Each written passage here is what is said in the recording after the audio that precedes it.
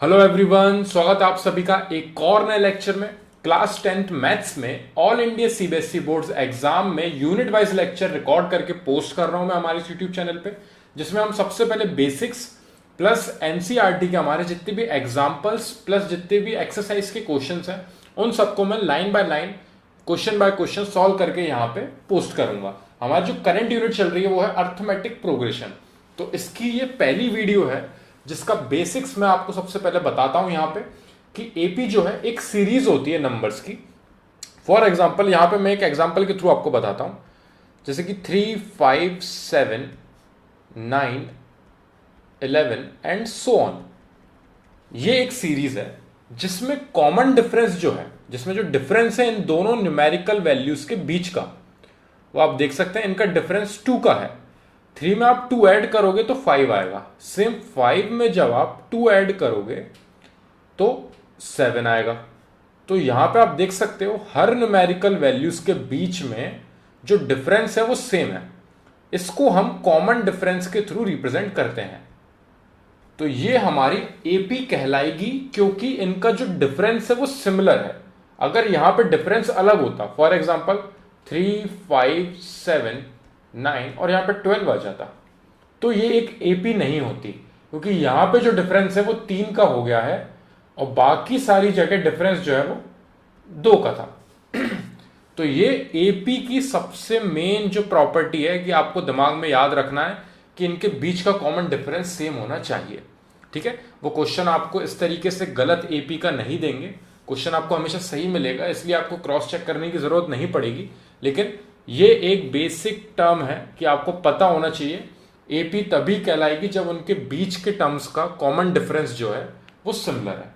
ठीक है, और ये जो कॉमन डिफरेंस होता है इस डिफरेंस को कॉमन डिफरेंस बोलते हैं। तो ये हमारा जो कॉमन डिफरेंस डी होता है, डी से रिप्रेजेंट करते हैं हम इसे, स्मॉल डी से, ये हमारा कॉमन डिफरेंस होता है। और इसी एपी में जो सबसे पहला टर्म होता है, तो मैं इसी एपी को एक बार और नीचे लिखता हूं, 3, 5, 7, 9, 11 एंड सो ऑन। ठीक है, तो यहां पे ये जो फर्स्ट टर्म है, इसको हम ए से रिप्रेजेंट करते हैं। तो यहां पे मैं एक बार और मेंशन कर देता हूं, A is equal to first term. ठीक है, अब सेकेंड टर्म को आप A2 से रिप्रेजेंट कर सकते हो, थर्ड टर्म को आप A3 से रिप्रेजेंट कर सकते हो एंड सो ऑन।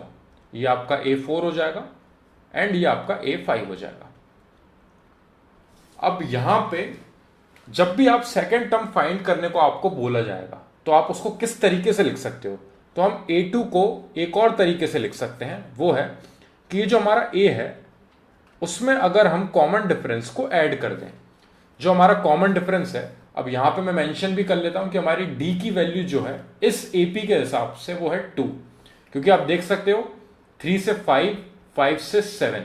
अब ये कॉमन डिफरेंस फाइंड करने के लिए आपको क्या करना रहता है, आपको सेकेंड टर्म में से फर्स्ट टर्म को सब्ट्रैक्ट करना है, यानी कि 5 में से आपने 3 को सब्ट्रैक्ट किया तो आपको मिलेगा 2। ये आपका कॉमन डिफरेंस आया है। इसको क्रॉस चेक करने के लिए हम क्या करते हैं, थर्ड टर्म में से सेकेंड टर्म को भी सब्ट्रैक्ट करके देखते हैं। थर्ड टर्म आपका 7 है, उसमें से सेकेंड टर्म यानी कि 5 को और सब्ट्रैक्ट करोगे तब भी आपका ये सिमिलर 2 ही आना चाहिए, तभी आपका कॉमन डिफरेंस सेम है और ये आपकी एक एपी है। इसलिए यहां पे हमने डी को 2 मेंशन कर लिया है और यहां पे ए जो है हमारा फर्स्ट टर्म हमारा 3 है, वो हम यहां पे मेंशन कर लेते हैं। ठीक है, जैसे ही हमें क्वेश्चन मिला करेगा सबसे पहले हम ए और डी पे फोकस करा करेंगे। अगर इनमें से कोई चीज अननोन रहेगी तो वो कुछ और वैल्यू गिवन देंगे हमें। ठीक है, सो यहां पे ए हमारा 3 है, यानी कि फर्स्ट टर्म हमारा 3 है, कॉमन डिफरेंस हमारा 2 है। अब जब भी हमें A2 फाइंड करना है तो हम फर्स्ट टर्म में कॉमन डिफरेंस को ऐड करेंगे, यानी कि ए हमारी क्या वैल्यू है 3, फर्स्ट टर्म में हमने कॉमन डिफरेंस यानी कि 2 को ऐड किया, तो आप देख सकते हैं कि हमें सेकेंड टर्म मिल चुका है 5। सेकेंड टर्म हमारा 5 है, 3 + 2 5 आ चुका है। अगर हमें थर्ड टर्म फाइंड करना है, A3 फाइंड करना है, तो हमें A plus twice of common difference A plus 2D, सो याद रखना, अब इसकी एक ट्रिक है इजी।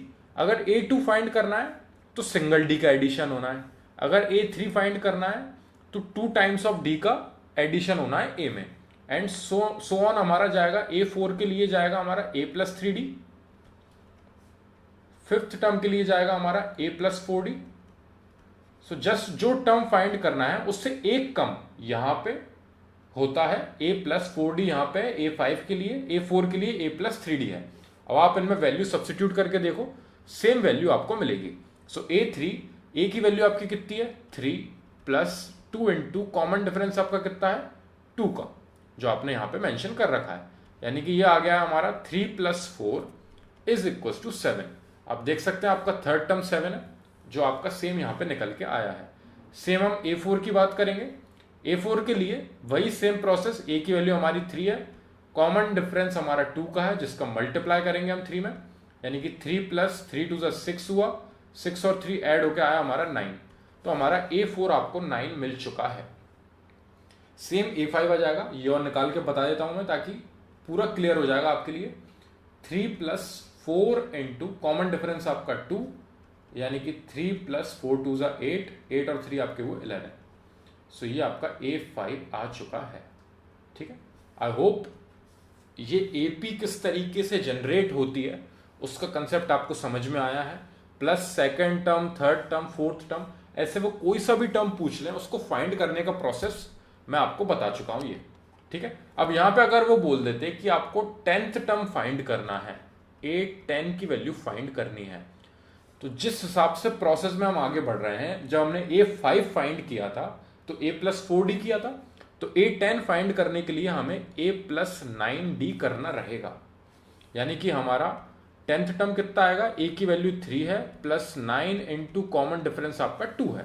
ये दोनों वैल्यूज आपको यहाँ पे आपने मेंशन करके लिख रखी है, गलती से भी कोई वैल्यू इधर उधर नहीं करनी है, सेम वैल्यूज पुट करनी है। 3 + 9 2 आपका हुआ 18, 18 और 3 आपके ऐड होके हो रहे हैं 21। सो 21 आ रहा है आपका A10। अब आप इस AP को एक बार लिख के देख लो, 3 5 7 9 11, एंड सेम हमारी जो बढ़ती जाएगी 13 15 17 19 21 23 एंड सो ऑन। तो यहां पे ये फर्स्ट टर्म है, first second third fourth fifth sixth seventh eighth ninth 10th term आपका A10 21 आया है जब आपने A+9D का यूज करके इसको फाइंड किया था। अब यहां पे ये तो चलो कॉमन डिफरेंस 2 का था, तो हमने यहां पे इस तरीके से AP को मेंशन कर लिया, लेकिन अगर यहीं पे कॉमन डिफरेंस ज्यादा वैल्यू का होता और आपको A10 फाइंड करना रहता, तो आप इस तरीके से सीरीज नहीं बनाओगे। वहां पे आपको सॉल्व करके आना है, तो उसको फाइंड करने के लिए प्रोसेस यही रहेगा। अगर आपको 10th टर्म फाइंड करना है, क्वेश्चन में वो गिवन देंगे, आपको इस तरीके से बोलेंगे फाइंड द 10th टर्म, तो आप समझ जाना आपको A+9D फाइंड करके लाना है, क्योंकि वही आपकी A10 की वैल्यू होती है। सेम अगर वो आपसे A20 फाइंड करने को बोलते तो A+19D आपका आंसर होता, जिसमें A की वैल्यू आपको जो भी सीरीज में फर्स्ट टर्म है उस वैल्यू को ले जाके A की जगह पे रखना है, और D की जगह पे कॉमन डिफरेंस सेकेंड टर्म में से फर्स्ट टर्म को सब्ट्रैक्ट करोगे आप, तो आपको पता चल जाएगा कितने का डिफरेंस है। ठीक है, और डिफरेंस को क्रॉस चेक करने के लिए थर्ड टर्म में से सेकंड टर्म को भी एक बार सब्ट्रैक्ट करके देखोगे, दोनों में से जब आपको सेम रिजल्ट मिलेगा तो आप समझ जाना कि ये एक प्रॉपर AP आपको गिवन दी है, जिसका कॉमन डिफरेंस 2 है, फर्स्ट टर्म जिसका 3 है। दोनों की वैल्यूज ले जाके जब सब्स्टिट्यूट करोगे तो आप कोई सा भी टर्म फाइंड कर सकते हो। तो अब ये जो फॉर्मूला है A20 को हमने A+19D लिखा है, इसको रिप्रेजेंट करने का तरीका एक और होता है, वो मैं आपको बता देता हूं। उसको हम AN से रिप्रेजेंट करते हैं। AN is equal to A plus bracket में N-1 इंटू D। अब इवेंचुअली हमने यही फॉर्मूला यूज किया है इतनी देर से, मैं आपको सॉल्व करके बताऊंगा, और यही फॉर्मूला आपका यूज होने वाला है। ये इंपॉर्टेंट फॉर्मूला है, ये जनरेट किस तरीके से हुआ है उसके लिए ये मैंने बेसिक्स की पूरी वीडियो बनाई है। ठीक है, अब ये AN का फॉर्मूला जनरेट कैसे हुआ देखिए। जब आपसे बोला जा रहा है A10 फाइंड करना है तो n की जगह पे आप 10 रखोगे।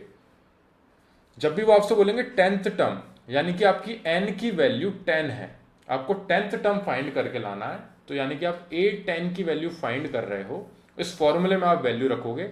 a प्लस n की जगह पे आपका कितना आएगा 10 माइनस 1 इंटू डी फॉर्मूले के हिसाब से, यानी कि a प्लस 10 में से 1 गया तो 9 आएगा और d आपका सेम इस तरीके से।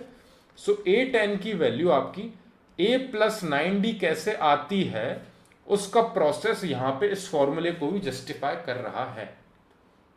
सो an is equal to a plus n minus 1 into d हम यूज करेंगे, क्योंकि कई बार क्वेश्चन में किस तरीके से बोलेंगे, उन्होंने क्वेश्चन में बोल दिया find the common difference. Common difference उन्होंने फाइंड करने को बोल दिया। उन्होंने ये बोल दिया कि आपका जो A10 है, 10th टर्म है वो है 21, ठीक है, और उन्होंने बोल दिया आपका फर्स्ट टर्म जो है वो 3 है। आपका जो फर्स्ट टर्म है वो 3 है। अब आप इस फॉर्मूले को यूज करोगे, ठीक है। अब an की जगह पे आप क्या लिखोगे A10, क्योंकि आपको 10th टर्म की वैल्यू पता है, is equal to a plus 10 minus 1 into d, ठीक है। अब ये जो A10 है, इस A10 की जगह पे हम 21 करेंगे सब्स्टिट्यूट, 21 आएगा हमारा यहां पे, इज इक्वल टू a की जगह पे हमारा क्या आएगा 3। A10 आपका 21 आपको गिवन दिया, a की जगह पे 3 आया, उन्होंने फाइंड क्या करने को बोला कॉमन डिफरेंस, यानी कि 10 में से 1 गया तो 9 और d की वैल्यू हमें नहीं पता है, कॉमन डिफरेंस फाइंड करके लाना है। सो यहां पे 21, अब पहले सबसे पहले इस 3 को उस साइड लेके जाएंगे हम, ये 3 इस साइड एडिशन में था, उधर जाके सब्ट्रैक्ट हो जाएगा 21 में से। सो हमें मिलेगा 21 minus 3 is equal to 9d, यानी कि 18 इज इक्वल टू 9d। अब ये 9d के साथ मल्टीप्लाई में है, उस साइड 18 के पास डिवाइड में आएगा। So 18 divided by 9 is equal to d, ये कैंसिल आउट हो गया है 2 टाइम्स, यानी कि d की वैल्यू आपकी 2 आ गई है। कॉमन डिफरेंस आपको 2 मिल गया है।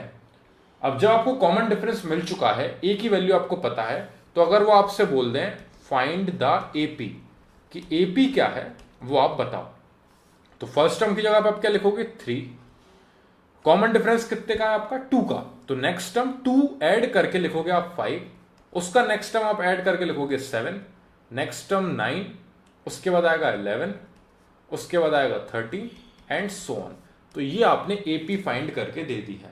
तो क्वेश्चन 2 तरीके से आ सकता है, कभी वो आपको कॉमन डिफरेंस फाइंड करने को बोल सकते हैं और AP फाइंड करने को बोल सकते हैं, जिसके लिए वो कोई एक पर्टिकुलर टर्म आपको डिफाइन करके देंगे, तो आपको an is equal to a plus n minus 1 into d वाला फॉर्मूला यूज करना है, और उसमें ले जाके आपको n की जगह पे 10 रखना है, और a की वैल्यू आपको 3 गिवन दे रखी है, 10th टर्म आपको 21 बताया है, तो इन वैल्यूज को सब्स्टिट्यूट करने के बाद d आपका 2 आ रहा है निकल के।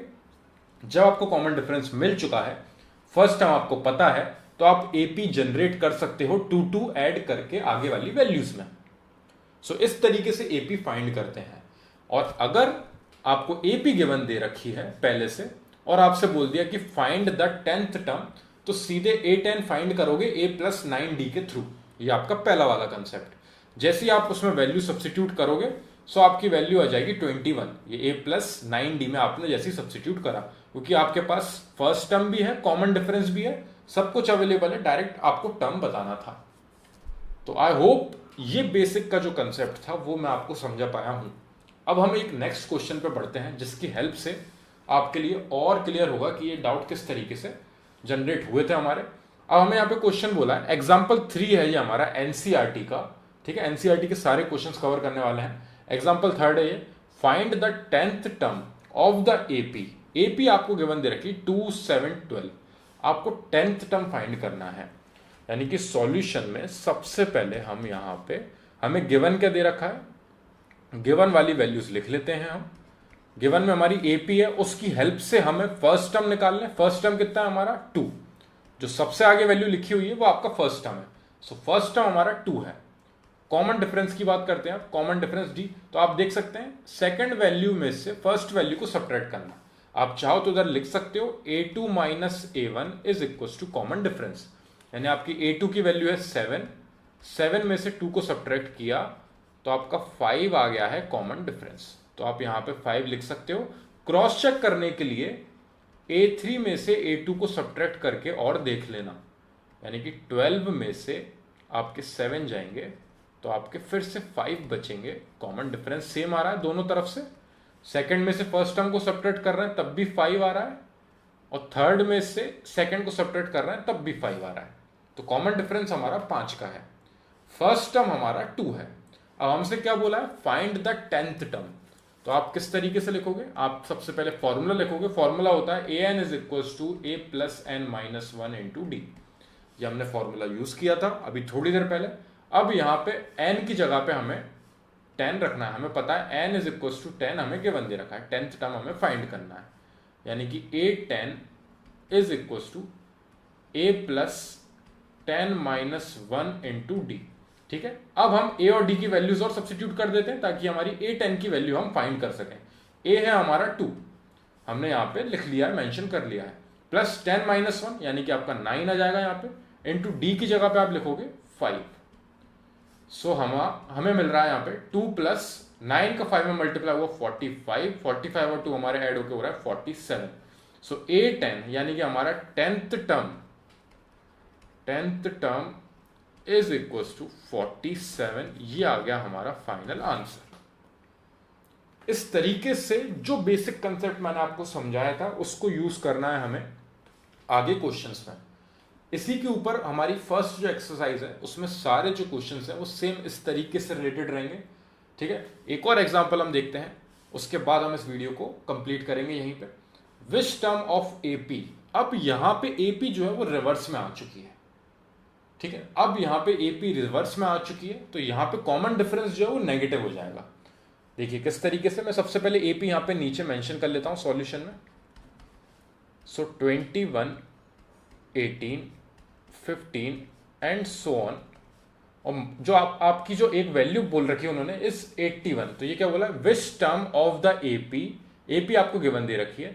अब इस एपी में कहीं पे एक माइनस का 81 आएगा आगे जाके, क्योंकि आप देख सकते हैं वैल्यूज कम होती जा रही है, वैल्यूज कम होती जा रही है, तो कॉमन डिफरेंस यहां पे -3 रहेगा। किस तरीके से रहेगा वो और मैं आपको बताता हूं थोड़ी देर में। -81 कौन सा टर्म रहेगा, और उसके आगे क्वेश्चन में क्या बोला है, also is any term 0, give reason of your answer.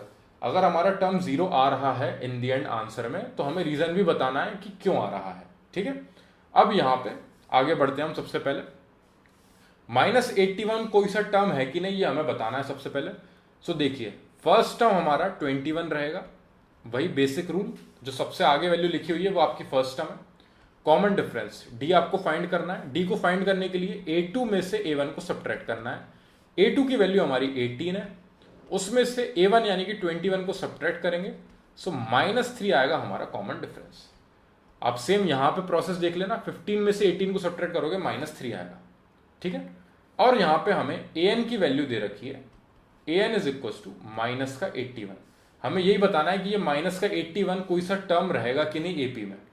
तो हम यहां पे इसको यूज करते हैं। किस तरीके से होगा ये क्वेश्चन में, फॉर्मूला हमारा वही रहेगा, an is equal to a plus n minus 1 into d.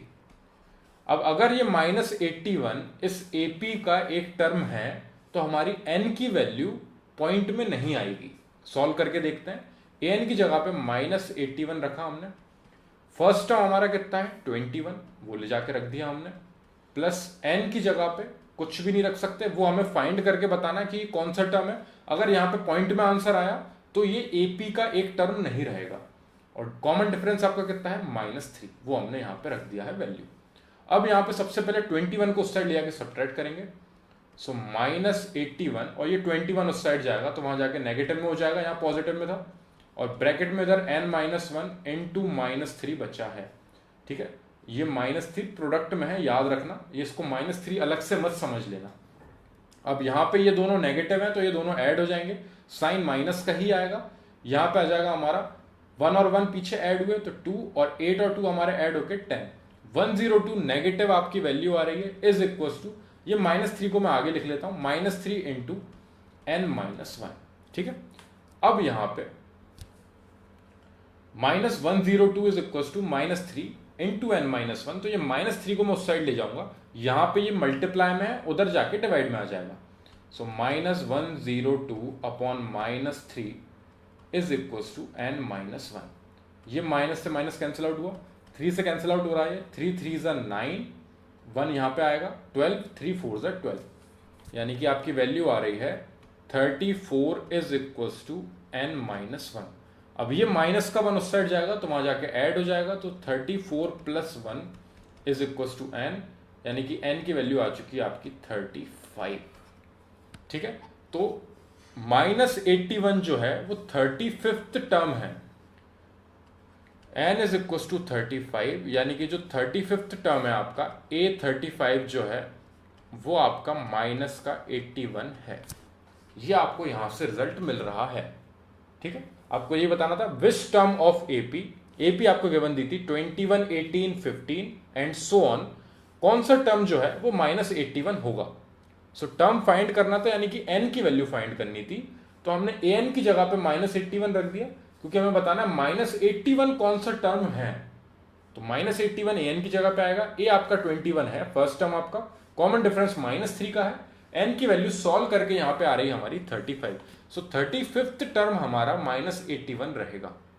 अब क्वेश्चन में हमें एक और चीज बोली उन्होंने, also is any term zero, give reason of your answer. कोई सा टर्म जीरो होगा कि नहीं। सो वही an की जगह पे हम जीरो रखते हैं इस बार। अब हमारा an जो है वो हमने जीरो मान लिया, अगर जीरो माना है तो n कितना आएगा वो देखते हैं हम। ठीक है, हमें फॉर्मूला वही यूज करना है, an is equal to a plus n minus one into d. अब यहाँ पे an की जगह पे हमने जीरो रखा, इज इक्वल टू a की जगह पे आएगा हमारा 21 plus n minus one into D की जगह पे हमारा -3, वही सेम कॉमन डिफरेंस, वही सेम फर्स्ट टर्म जो हमने यहाँ पे सब्सिट्यूट करा था। ठीक है, कोई भी चेंजेस नहीं है। ठीक है, अब ये 21 सबसे पहले उस साइड जाएगा जीरो के पास, वहां जाके -21 हो जाएगा, इधर पॉजिटिव में था, और इधर -3 multiply by n minus one रहेगा।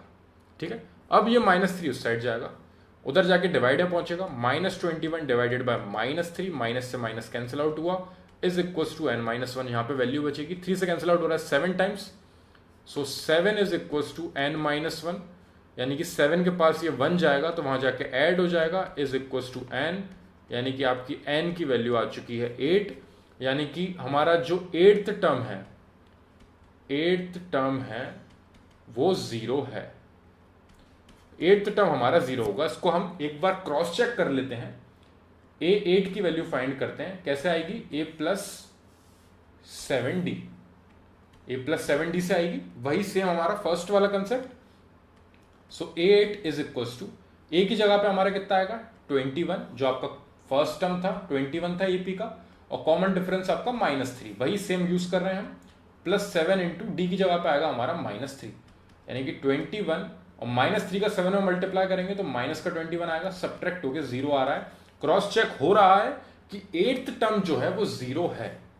तो यहां पे हमारा वेरीफाई होता है सेकंड वाला पार्ट जो था, also is any term zero, तो हम यहां पे लिखेंगे yes, because n is equal to 8, आपकी पॉइंट में वैल्यू नहीं आई है, n आपका पॉजिटिव 8 आया है, यहां पे नेगेटिव वैल्यू भी नहीं आई है, यानी कि 8th टर्म आपका जीरो है। उसको हमने क्रॉस चेक करके और एक बार देख लिया है, तो हमारा जीरो जो है वो 8th टर्म है, इसलिए वो इस एपी में एग्जिस्ट करता है।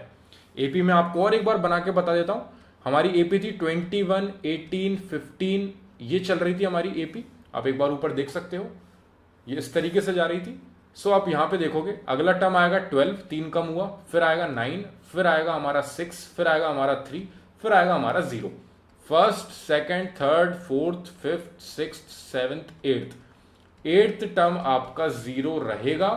उसके बाद अगला टर्म आएगा आपका -3, उसके बाद आएगा आपका -6 एंड सो ऑन, और फिर आपका जो -81 है, -81 वो आपका 35th टर्म रहेगा। ये भी हमने फाइंड किया था यहां पे।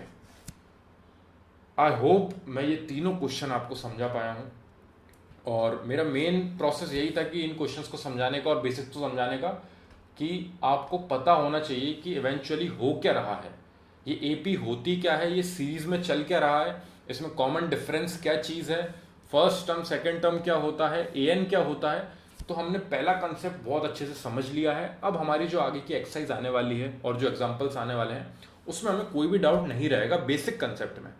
अब हमें जो रहेगा वो यही रहेगा कि कैलकुलेशन हमें थोड़ी टफ मिलेगी और थोड़े बहुत हमें वो टिपिकल क्वेश्चंस देते जाएंगे, लेकिन प्रोसेस यही रहेगा हमारा सिमिलर।